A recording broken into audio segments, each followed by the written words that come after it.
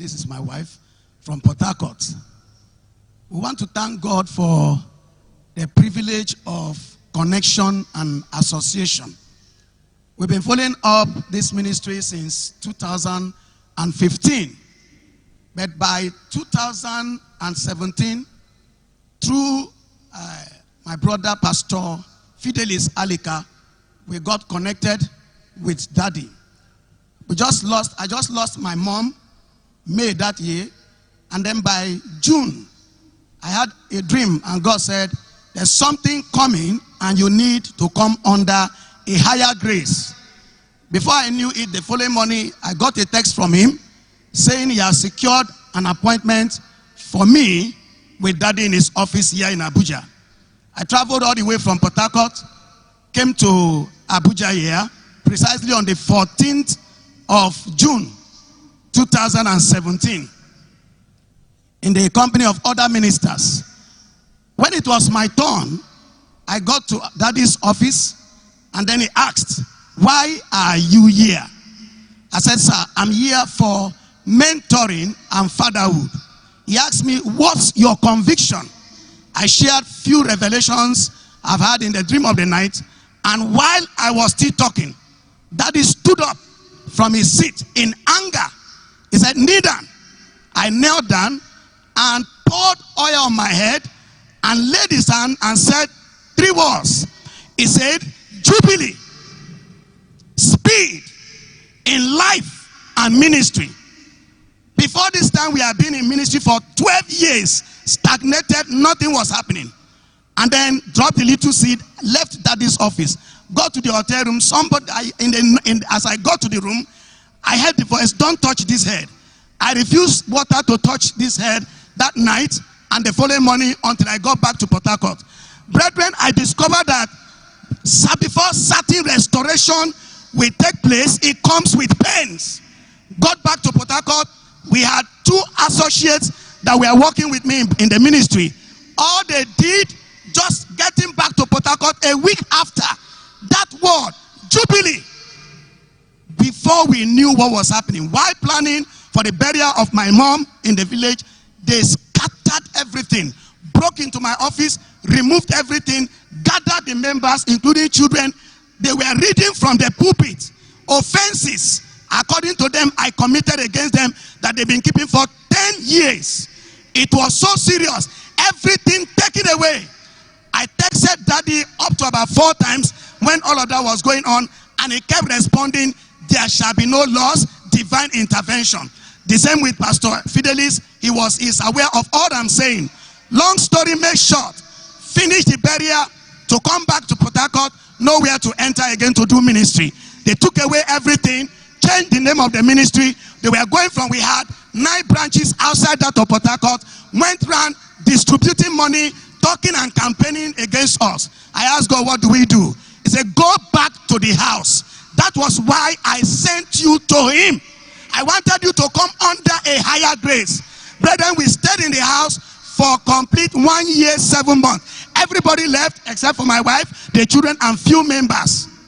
We came back here January this year to summarize or end the 21 days fast. While we were seated here, my landlord sent us a text, I was here, of quick notice to leave the house by March. And the same house we are using for church. Our challenge was not ours, but that of God. The moment I finished reading, Daddy was here preaching that day, and he said that the glory swallows the shame. That you cannot be in this glory dome and end in shame. Just few minutes after the text, I said, "Satan, you can hear well." We got back to Port Harcourt after the Lord feast. As we got to Port Harcourt, the landlord came on us. Said, "God, what do we do?" By March, we went and searched. Finally got a place, and then offered, they said we should pay 1.8 million. We are less than 5,000 as a ministry worldwide. How do we pay? They said, "Pay in 4 days." I said, "God, we have seen the jubilee, the freedom, but the next one is the speed that your servant talked about." Brethren, that money was to be paid by 2 p.m. Friday. by Thursday night, between 12:30 a.m., I've discovered that even when you are sleeping, banks can be working. By the unction on this altar. Because he said, Jubilee, speed in life and ministry. 12 years, sir. What we never saw, between 12:30 a.m. and 1 p.m. before 2, we realized 3.5 million.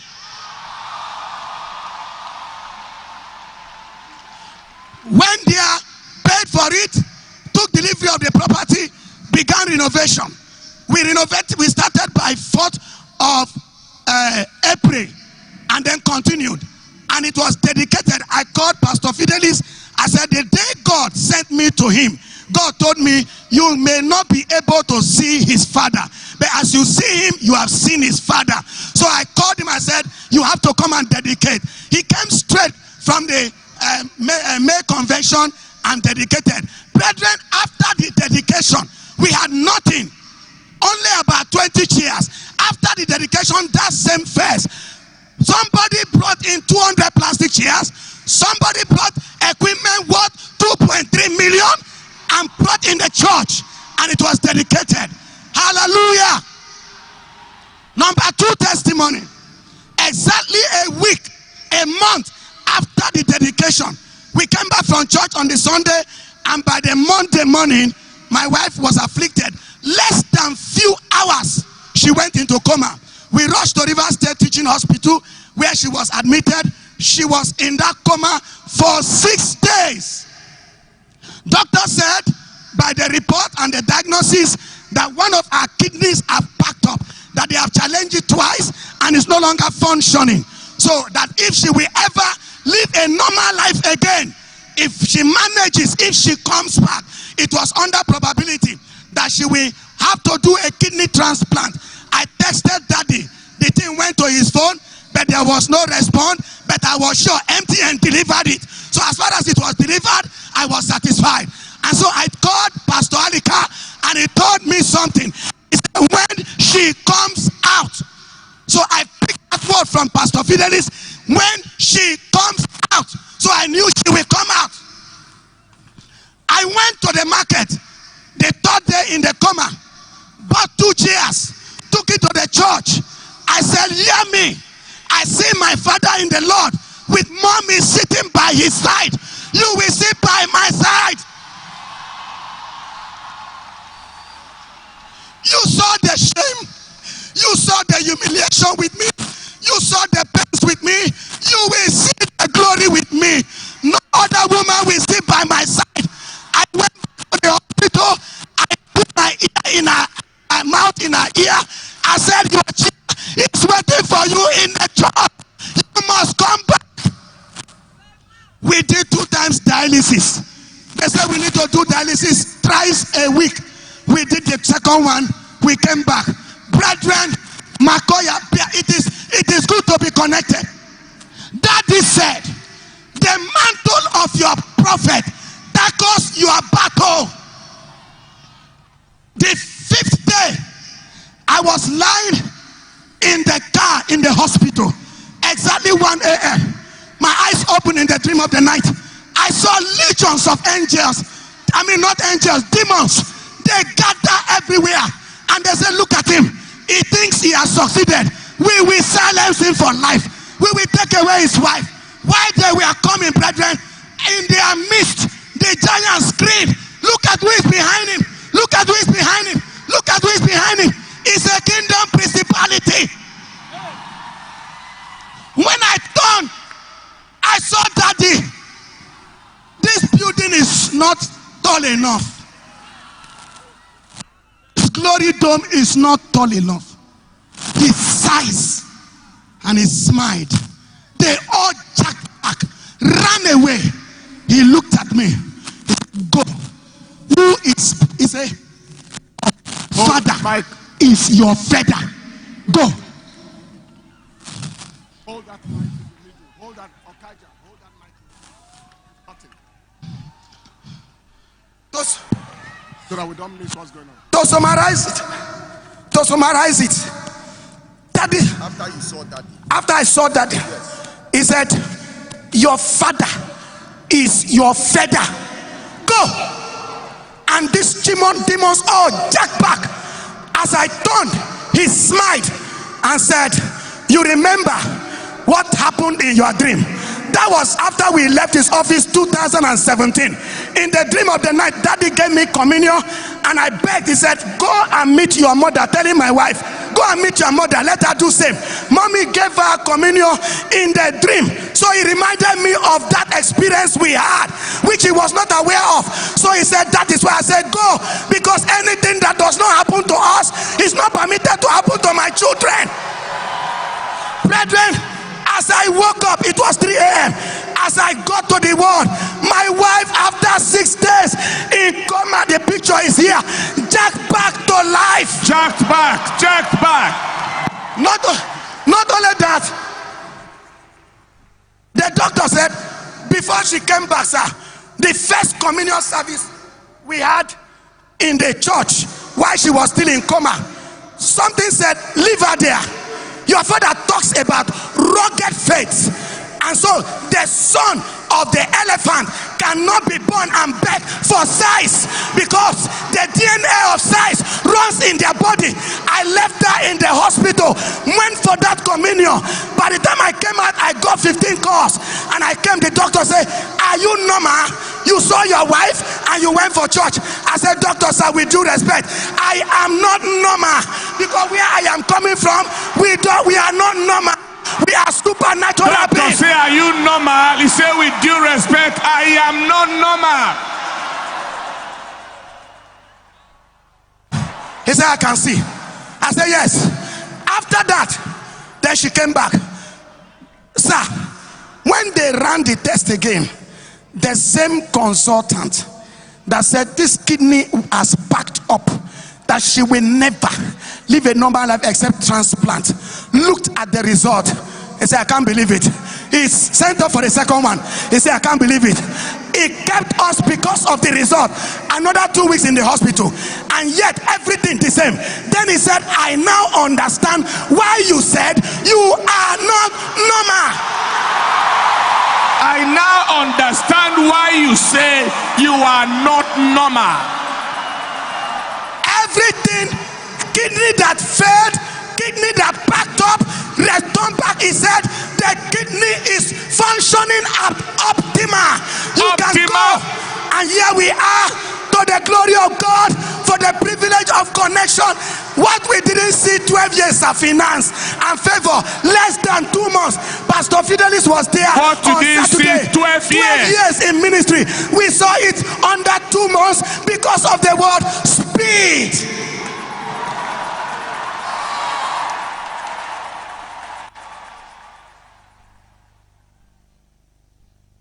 People stand up on your feet if you as a sign of reverence to God.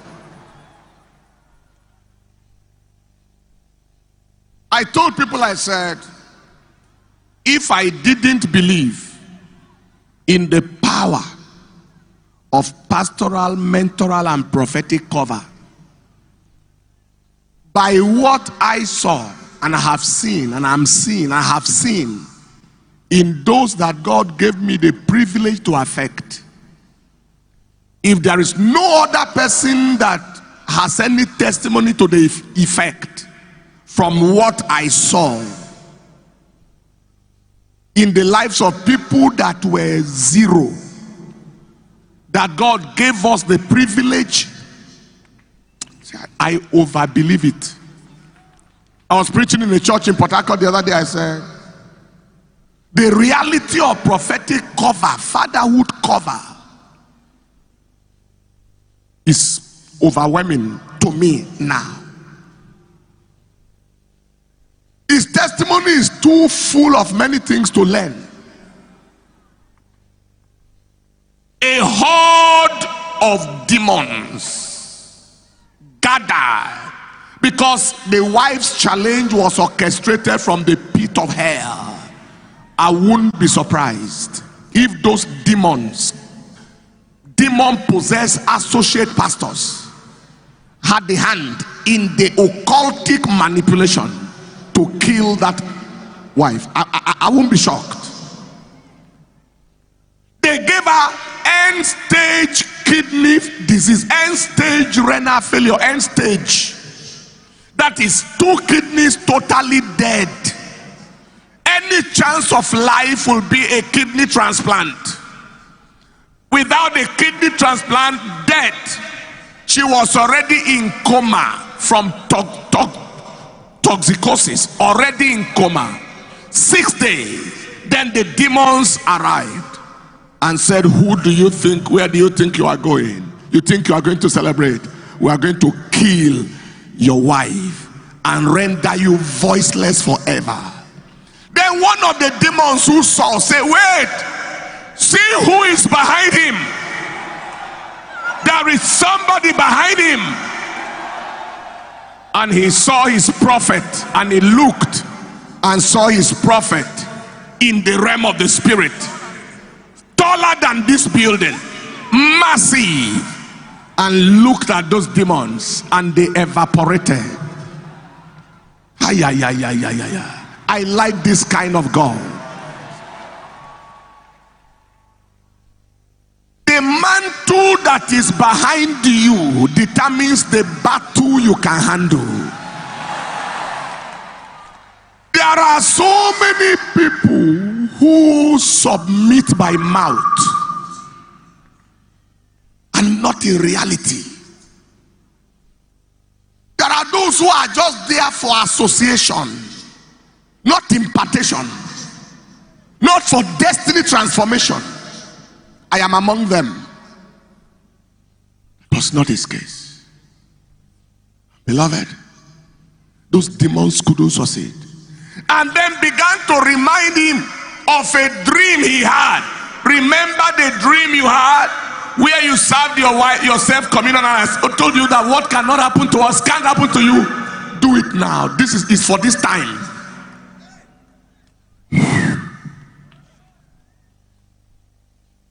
His wife is alive.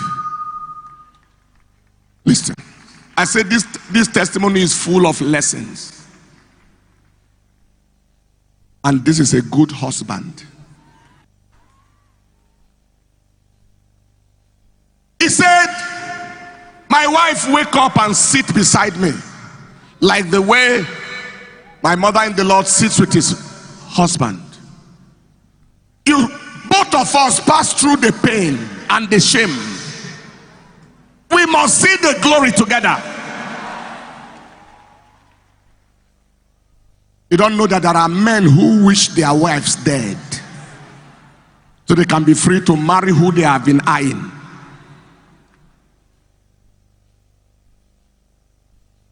There are men who run their wives down. They run their wife is a devil in the eyes of everybody because of what their own mouths have said, so that they can be free to do what they have been longing to do. Not this man. I lay hands on my wife all the time. At times she is surprised. I said, nobody will take your labor. At times she is shocked. What are you doing? Lay hands on her in her sleep.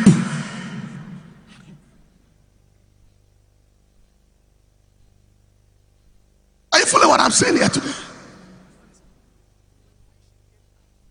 When she came out from the coma, she said, while in that state, mommy appeared to her and told her, my daughters don't die without fulfillment. You will represent me here, so you are not permitted to go now.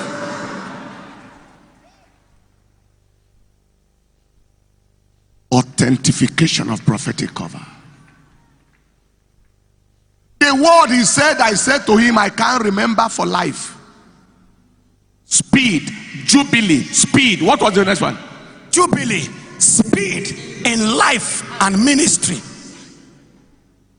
What will originate that? Was he celebrating 50th birthday? Was it or anything like that? How to be the origin of such a statement?